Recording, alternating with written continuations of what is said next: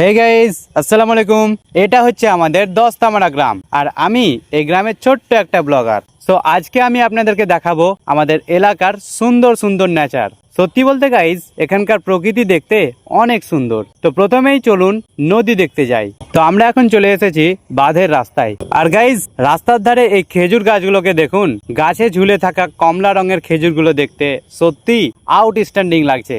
এইদিকে দেখুন, একেবারে শান্ত নদীর উপরে চলছে কয়েকটি নৌকা, কেউ কেউ আবার মাছ ধরছে।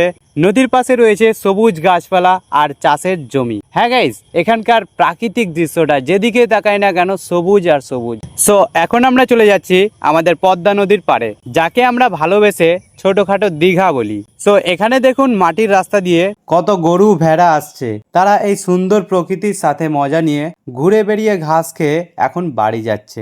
সো এই সুন্দর দৃশ্য দেখতে দেখতেই আমরা পৌঁছে গেলাম আমাদের ছোটখাটো দীঘায়। আর দেখুন গাইস, সূর্য মামা ধীরে ধীরে অস্ত যাচ্ছে। তো তোমাদের মধ্যে কারা কারা বিকেলে ঘুরতে ভালোবাসো, আর আমার এই ব্লগটা যদি আমাদের গ্রাম বা আমাদের আশেপাশে কোনো গ্রাম থেকে দেখে থাকো, তাহলে তোমরা কমেন্টে বলো। সো আজকের মতো এ পর্যন্তই। টাটা।